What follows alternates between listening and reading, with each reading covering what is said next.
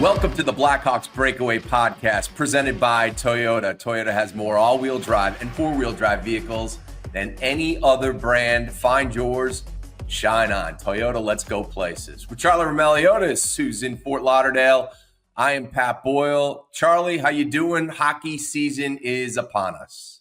Yes, it feels good to be here in Florida and start talking about some meaningful games in about 24 hours from now. So, it's good. We flew out here a day early, so we're getting some extra sun here, but we're going to be ready to go by tomorrow. Yeah, we'll get more into kind of a team bonding experience that the boys had last night in a little bit. But let's talk about injuries first of all. Alex Vlasic, the laceration to the back of his leg. We heard from him on Monday. He said he could barely walk the first couple of days. Skated today. Full practice. He was worried originally about it being his Achilles. Thankfully, it was not that. But bring us up to speed, the latest on Vlasic and whether or not he's going to play in the opener against the Panthers. Yeah, hearing him talk about the scariness of the injury, because in real time, it didn't look, I thought maybe it was just a graze or whatever, but the way he reacted made it seem like it was more alarming. And even he acknowledged that too. Like there was a little bit of panic when he saw that there was gushing blood, which probably scared him even more because he had a cut resistant cloth or sock on his leg. I think he said he has like a grade 5 one he's probably going to increase that moving forward just to prevent something like that again. But I thought two things. One, it was encouraging that he was on the ice for practice, but two, it sounds unlikely that he's going to play on Tuesday in Florida. And I think that's the right call because I don't know if you want to rush him into the first week if he's not totally healthy. We'll get to this in a little bit, but the Hawks are carrying 8 defensemen like we talked about on the last podcast about how that could be a possibility, signing Matt 𝗏𝗏𝗏. And so it sounds like 𝗏𝗏𝗏 is going to be on that first pairing with Sam Rinzel, and it would just buy some time for Alex Vlasic to get 100% healthy. And then likely 𝗏𝗏𝗏𝗏 would be the healthy scratch. All right, so that's it's encouraging that it wasn't worse, right?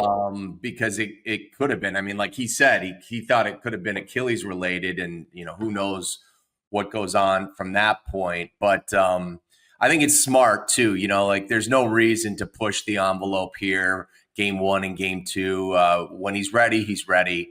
So it doesn't look like Vlasic will play in the season opener. And let's get the latest on Landon Slaggert.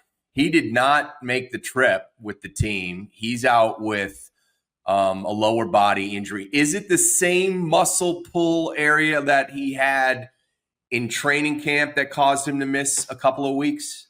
Yeah, I'm not sure because I looked at the video of his last shift. He only took one shift in the third period of the finale. And it kind of looked harmless. And so I'm not exactly sure what happened there. I know when originally 𝗏𝗏𝗏𝗏 was asked about an update, he said it's just going to be day to day, and he didn't think it was anything serious.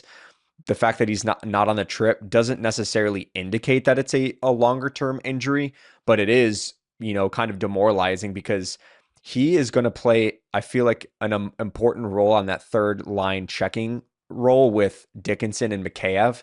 And we haven't been able to see the three of them together yet for camp. Like it's been very sporadic, but Slaggert's been hurt. Then Dickinson, 𝗏𝗏𝗏𝗏, they get into, they get into a preseason game where they're not playing. And so it's been challenging. And so I'm curious to see how the three of them are going to look when they are together. But unfortunately, Slaggert is not going to play the first 2 games. And I imagine he's going to miss the home opener as well because Friday is an off day. So there won't be an opportunity for him to practice in full. Yeah, Blashill didn't give it the full, he won't play against Montreal, but it didn't sound like it'd be much longer than the first couple of games, maybe that third game that he would miss. It sounds like he should be back relatively quickly. The one thing that surprised me, the call up to take Landon Slaggert's roster spot went to Ryan Greene, and we thought that, probably Ryan Greene and Oliver Moore were battling it out for probably the final the final roster spot, and both got sent down. Reichel's still with the team, assuming Slaggert was ready to go. Obviously, he's injured. Were you surprised that they went the Greene route over Oliver Moore? A little bit. I thought because Moore's speed resembles Slaggert, it would be an easy plug to just put Moore on the left wing with Dickinson, 𝗻𝗂𝗃, and that would be a really fast line, as with 𝗻𝗂𝗃 and Moore on the wings. But I think Chicago is probably playing the long game with Oliver Moore, where theoretically he could have been the call-up and he could step into that role. But I think Chicago is looking at this and saying, we just want him to go to Rockford, just start the year off strong there, play the first line, play top power play units. With Greene getting called up, he's going to be slotted into a fourth line role. So he's probably going to be playing 8-9 minutes a night.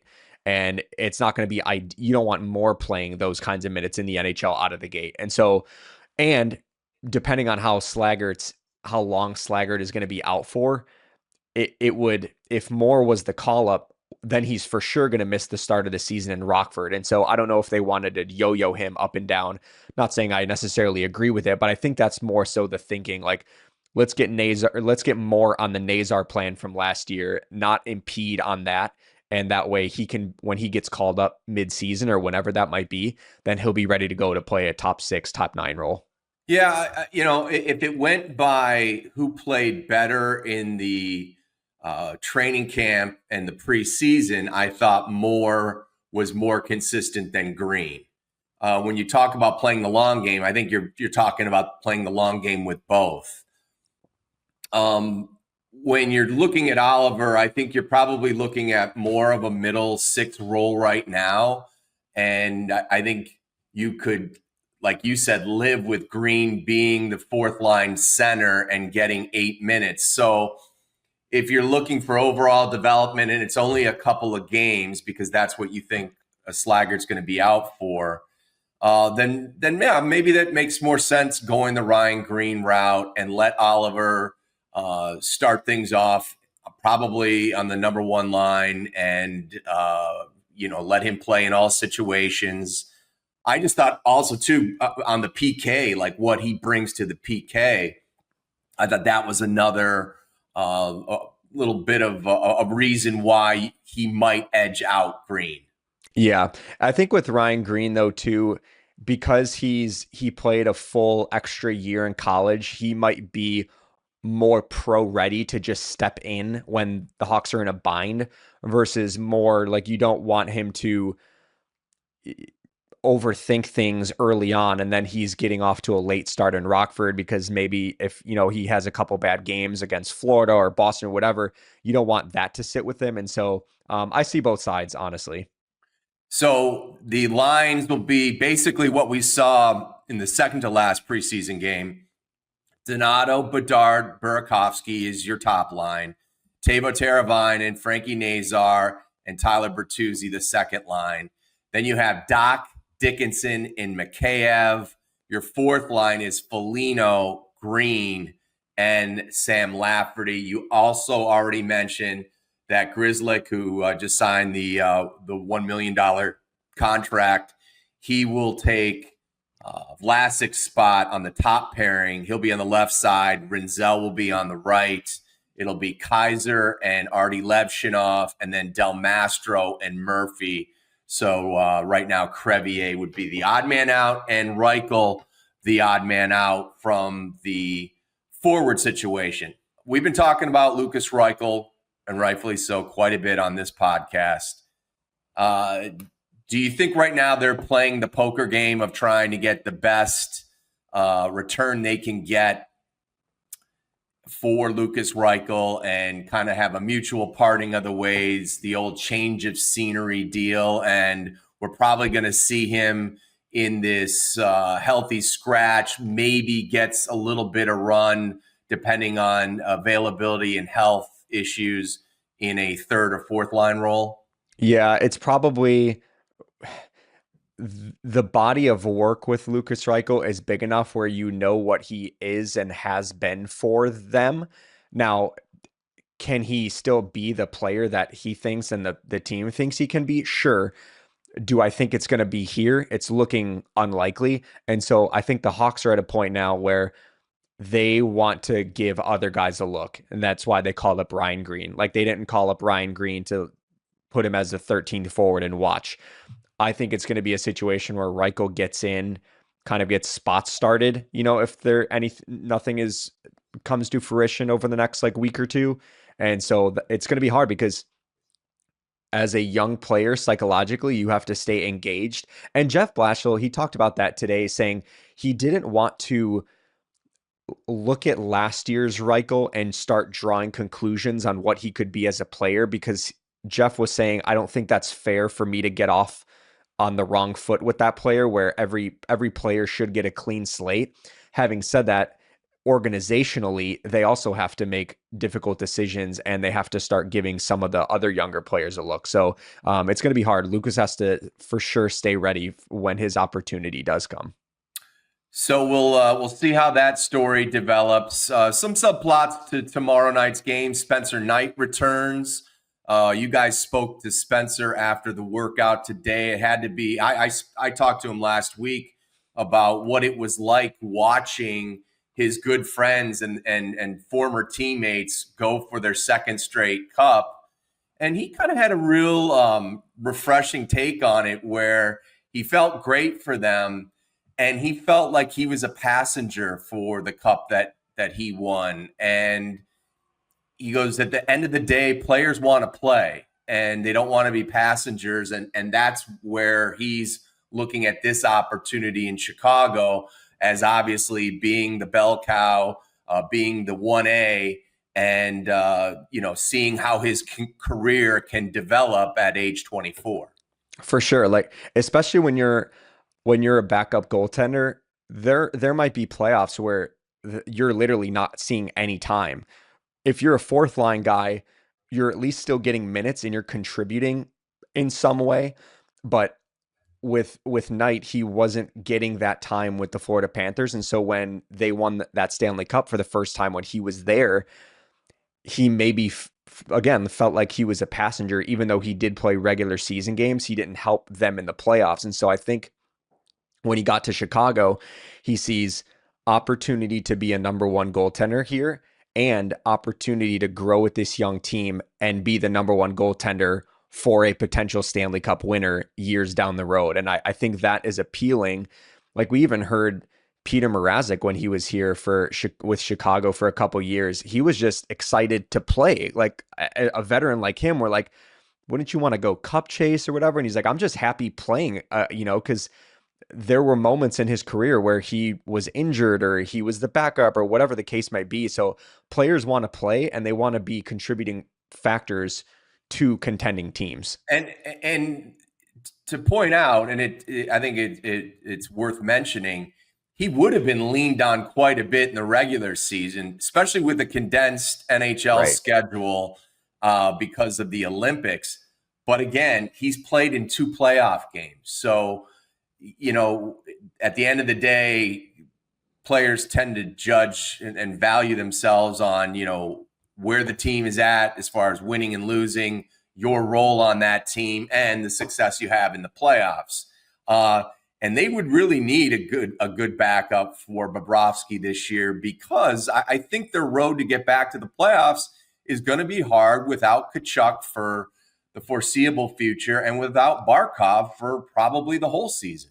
Right. Like, especially without those two players, you're going to need Sergei Bobrovsky to be healthy come playoff time. And if that means lessening his regular season load to make sure that he is well rested for the playoffs, there definitely does seem to be a path where Florida might have to take a little bit of the load off of Bobrovsky's plate. Having said that, if they get off to a slow start in the regular season without their two horses, the flip side is they might have to lean a little bit more heavily on Bobrovsky in the regular season to get them to the playoffs, which shouldn't be a problem.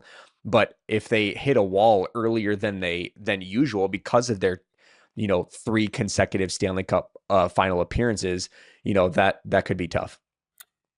getting to the postseason and playing meaningful hockey was the catalyst to Seth Jones saying what he did before the trade deadline last year, and really was the impetus to getting a deal done. I think the kind of the tone he took, and I know a lot of some of the media were asking, he was a really good teammate, and at the end of the day, he made a business decision and felt it was in his best right to say, I may not fit in right now with the ultimate end of the rebuild. And let's be honest, knowing how strong the blue line looks organizationally for this team, the depth that they have, it was really a blessing that Seth moved on and gave 𝗏𝗏 more time and gave Rinzel ample time, so that, we could all see that they were worthy of where they were taken and the promise that they have as a young player. Both sides got exactly what they needed out of the trade. Seth got his opportunity to go win a Stanley Cup. He did that. The Hawks create the roster spot, but also the financial flexibility. And they got a first-round pick this year and a number one goaltender in Spencer Knight. So this is, I know it's some trades you want there to be a winner and a loser, but this honestly does feel like it was a win-win for both sides, because Florida got what they wanted out of Seth.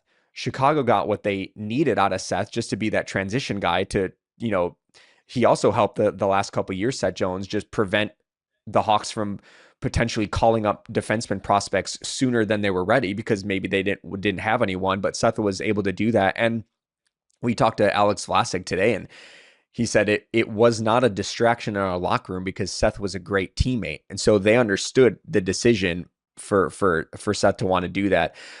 I think I saw this story too, Laz and Powers from The Athletic. They talked to Nick Foligno and Seth Jones, and Seth said he saw Nick's comments from last year and he was taken back by them, but the two of them were able to speak on it and there was zero animosity between the two of them. And so it was water under the bridge there. So I don't expect any carryover into the game on Tuesday. Yeah. And just as we said, Spencer Knight is looking at this as an opportunity to play versus being a passenger.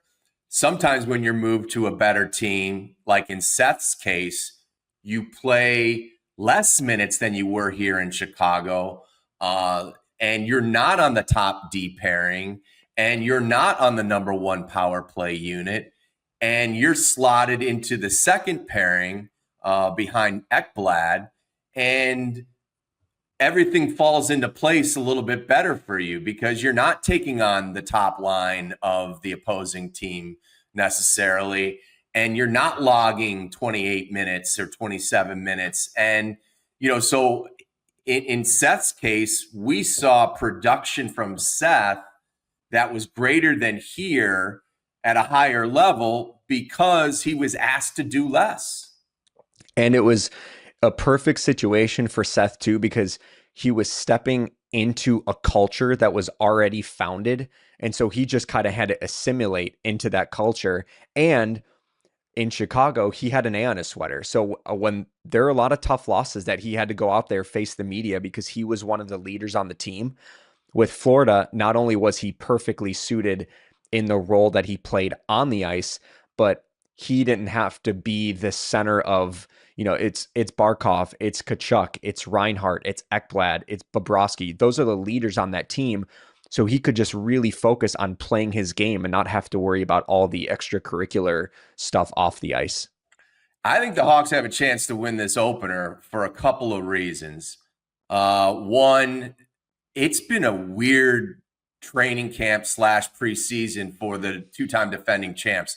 They played Tampa in 3 consecutive games, and slapshot broke out in basically all of them. And there's some bad blood. Hagel got injured, and it was a personal situation between those two teams. I don't think that is any way how they plan to attack the Blackhawks on opening night. I thought that was two rivals in the same state, where forever it was Tampa that was the gold standard, not only in the state, but the league. And the Florida Panthers had to figure out how to beat Big Brother. They did. They beat him pretty bad, and they've won consecutive cups, trying to win 3 straight. So you put all that together, and it created quite a bit of physicality and, I'll say it, hatred of all places, a preseason game. Their last preseason game was like 3 hours and 10 minutes long. I think I saw Jon Cooper's post-game media availability, and he joked, he's like, at one point we had more coaches on the bench than players. That's how much the penalty minutes started to rack up, and guys were getting thrown out, and there were like 7 players in the penalty box at one point from Tampa Bay. So I don't know what exactly happened there, especially for 2 teams that they've been in deep playoff runs. And so they know, let's just not exert ourselves in the preseason. Like, let's just get to the regular season and just kind of coast. I mean, they sure did not do so. And so no, I think it speaks to the rivalry and how the positions have changed over the last few years. I really think there's a lot of the proud players in both locker rooms, and both have some animosity about what has transpired in meaningful games. I'm with you, why they decided to pick. But the other thing, too, is don't put 2 rivals together for 3 consecutive preseason games. Even though you're putting different lineups out there and playing your AHL guys sometimes and whatnot, some of your regular guys are going to play, and you're asking for trouble. Right. Yeah, they're probably going to revisit that moving forward. But yeah, you mentioned Florida potentially being on upset alert. I honestly don't disagree with you, because one, it's the banner raising ceremony for Florida. And sometimes when you have that moment, sometimes it doesn't go well for the home team, because you're caught up in the moment. You have one eye on last year, and then you have to flip the switch immediately. Whereas like the Hawks are going to come in, they're just like, can we just drop the puck already? Because we're ready to play some hockey. And you talk about the motivation that Spencer Knight's going to play with, but also I think the team is going to play so hard for Jeff Blashill in his first game. It just feels like you always get that new coach bump early on. The systems might look a little disorganized, but I think at that point you're just feeding off of adrenaline, and you're feeding off, this is the first game of the season. No one's giving us a chance to win this game. Everyone thinks it's going to be a blowout, and almost it might favor you as like the severe underdog to just go in there and shock the world.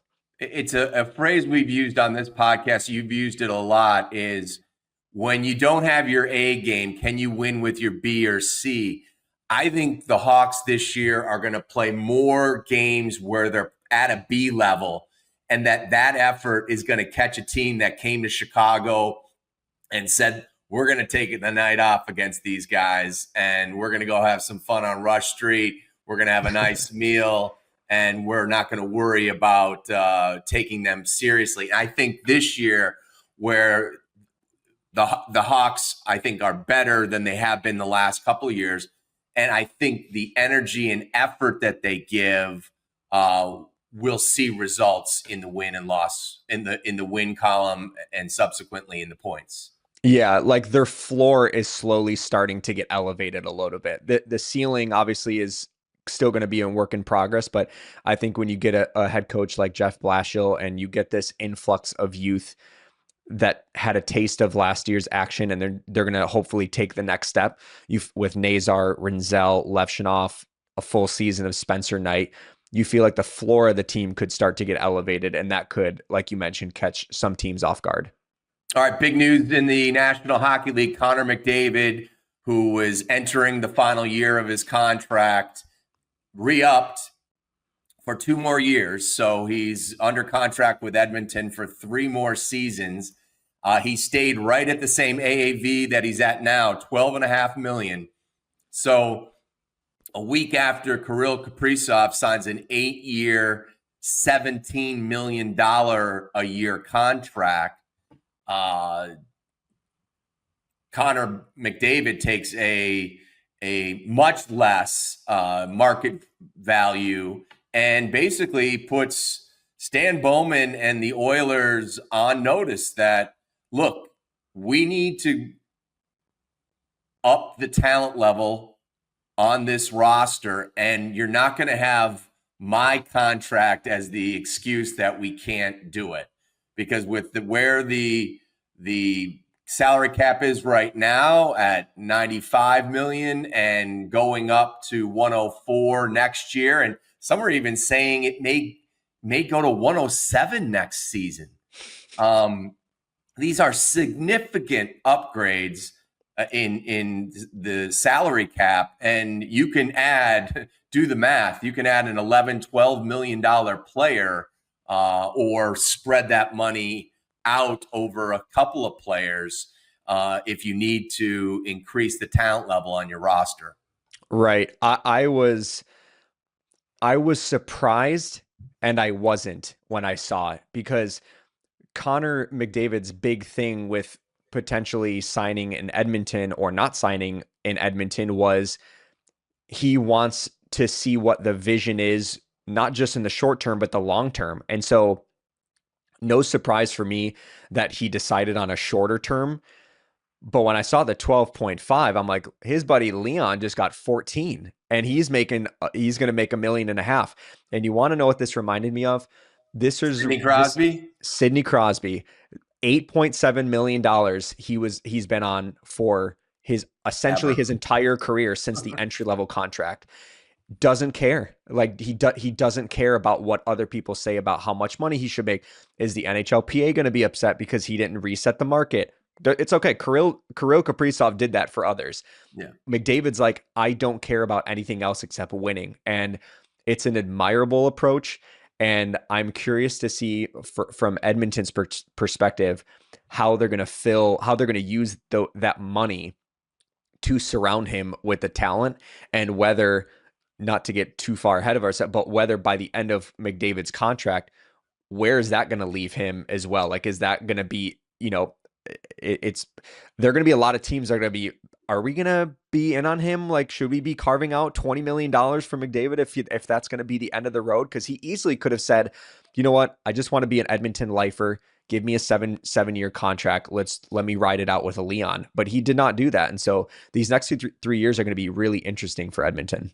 To me, he wanted to hear their game plan of how they were going to improve the roster. He heard it. He was good with it enough that he was going to sign up for a couple of more years. And he eventually said, here's how much I believe and want to win here. I'm going to take below market value. I'm going to keep my AAV flat, and I'm going to take less than Leon 𝗵𝗏 on this team and take much less than 𝗵𝗶𝘀𝗶𝗃 when I deserve to be the highest paid player in the league. To me, like you said, it's admirable, but it's also, I think it puts management on notice. Like, hey, I pushed my chips in, so to speak, took less chips so that you could have more chips to play with, so to speak. Yeah, for sure. That's exactly what he's showing to them. And I like that McDavid was able to get this deal done before the regular season started, because I know it probably wouldn't have been a distraction for McDavid, because he would probably be putting up 3-4 nights on a nightly basis regardless. But the constant questions could have, to his teammates, potentially could have been a distraction for a team that's trying to just focus on getting back to another Stanley Cup and winning it. And so it was nice for Edmonton to get this out of the way with before the regular season starts, so that way they can, just kick the can down the road and not have to answer these questions until the third year. All right, let's finish things up with some predictions for this upcoming season, and let's try to remember these predictions and tell you if we were right or we failed miserably on them. I'll kick things off. All right. I think Connor Bedard is going to have a big third year in the National Hockey League. I love what he did in the offseason. I love that he worked with Kent Johnson's trainer and saw the bump that Kent took, and saw the fashion and way that he worked out, and streamlined his workouts to be similar to that. I love what he did, tweaking his stick. I've seen the jump in his game.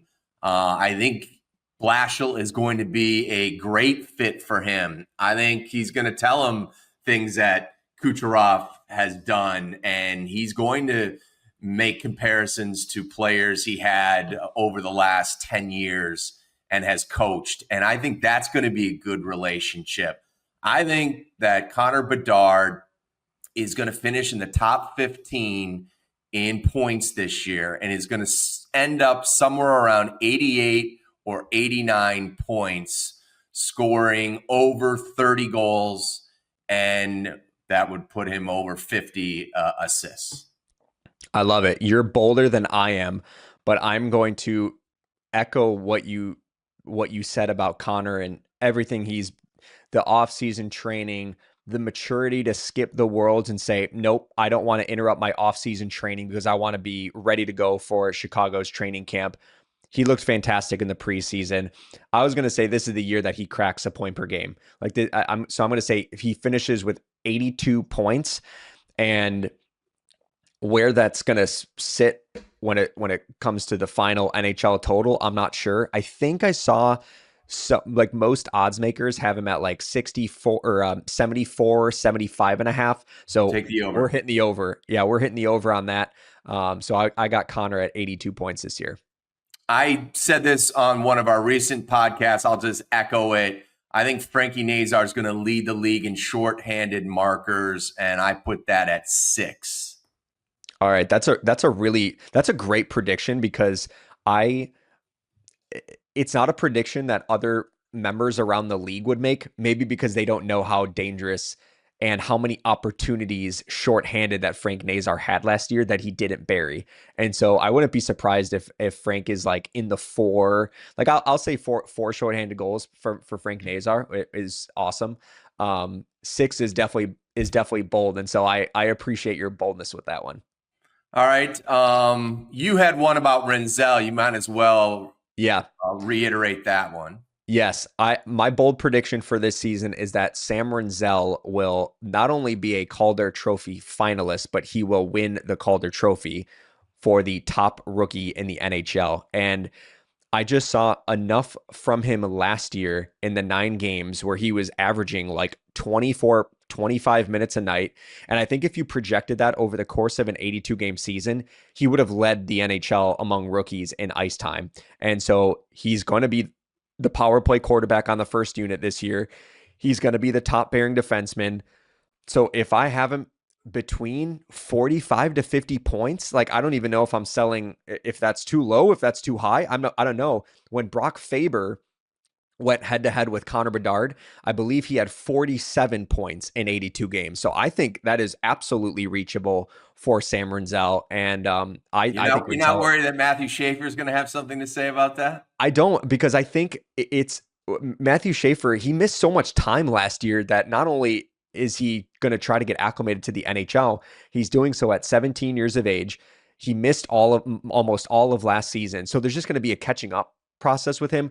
I will say the one challenge that it's going to be for Rinzel is that typically, maybe not. Maybe this is going to fall short, but typically the award members favor rookies that are on playoff type teams. So if like Ivan Demidov has a good year, or whatever other rookies that are going to be in that range where their teams are going to be competing for playoffs, I feel like if it comes down, if it's close, they're going to lean towards the teams with that are in the playoffs. And so Rinzel is going to really have to make an impression to play his way onto the radar early on.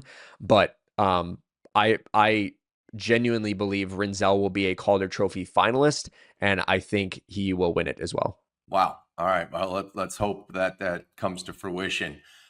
We've talked about, where is this team going to end up in the standings? So last year they had 61 points.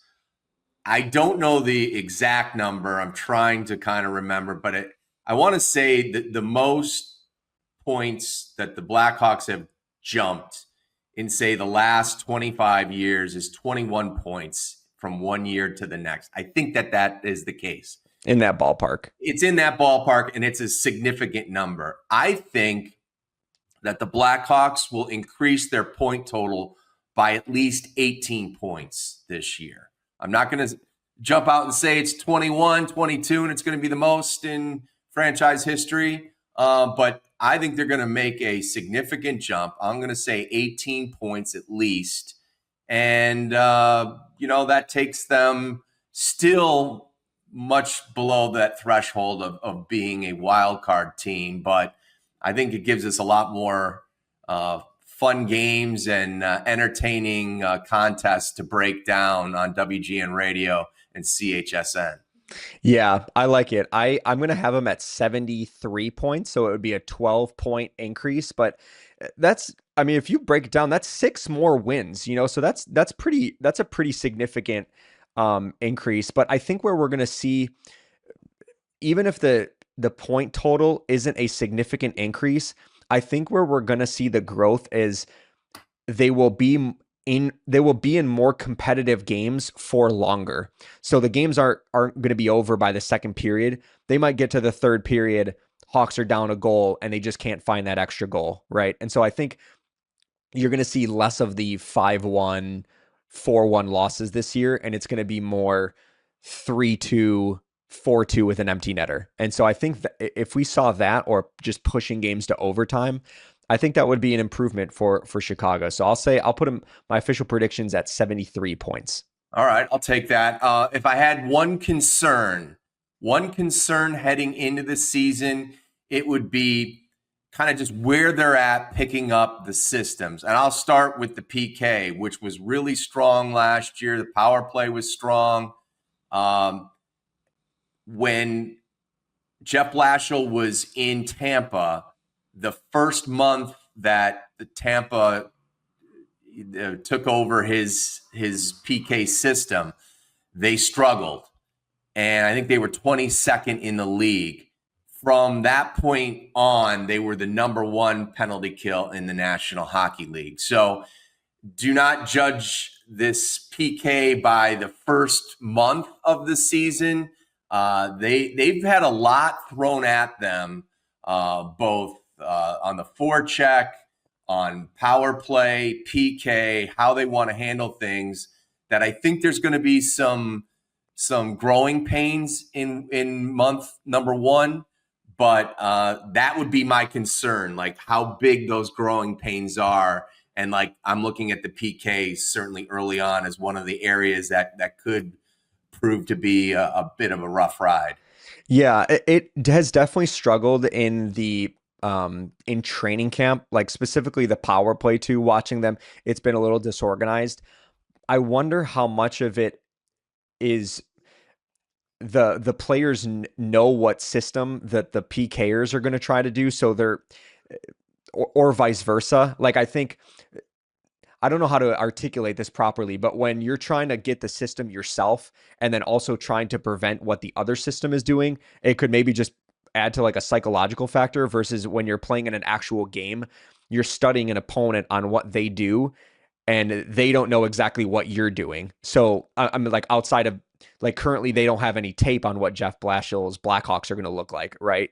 Outside of the limited preseason. And so I think it's going to be one of those things that I think PK, like you mentioned, I don't know where the percentage is going to finish this season, but it does feel like they're going to get some shorthanded opportunities to score some shorties. With the power play, I feel good about where the Hawks are going to be power play wise, even if the percentage is worse than it was last year, because it was in the upper echelon for most of last season. I think we're going to see more consistency from it, because the Hawks have a true penalty or a power play quarterback now in Sam Rinzel, and Frank Nazar, the way he performed at Worlds in the bumper spot and just getting that confidence, I think he's going to be a different player. And so I'm excited to see where the power play is going to go. So I'm not going to be too married at the results unless they're getting consistent. It's getting more consistent than it was last year. Blackhawks do a cool thing. They went down a day early. They tend to do that for the season openers. And in this case, the players got a special treat, a boat ride and dinner together. Tell us a little bit about the bonding experience. Yeah, it was great. The vibes are really are really different this year around Chicago, and it feels like the younger players are all starting to bond together. Like in the past few years, you know how you like have different cliques, like the veterans, the middle guys, the young players. The big herd is like all the young guys, and they're all like they all move together, which is awesome because that's how it was in the early years with the Blackhawks when Kane and Toews were breaking in as teenagers. It's like they all did stuff together.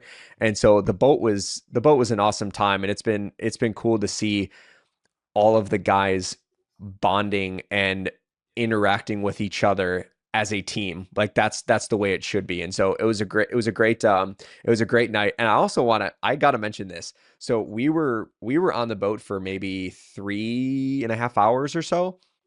We went like up and down Fort Lauderdale or whatever. There were 2 Blackhawks fans that were sitting on their porch, and they saw our boat coming, and they started playing 𝗪𝗟cie Dagger from their porch, and they said, "Go Hawks." And I thought it was coming from our boat, but I was like, wait a second. I was like, that sounds like it's coming from there. And so if those 2 fans are listening, we saw you on the boat, and that was an incredible thing because they had a big Blackhawks flag on our boat, so that's how they realized that it was us. Did the players all realize it? I think they realized it like as we were leaving, like we were in different sections.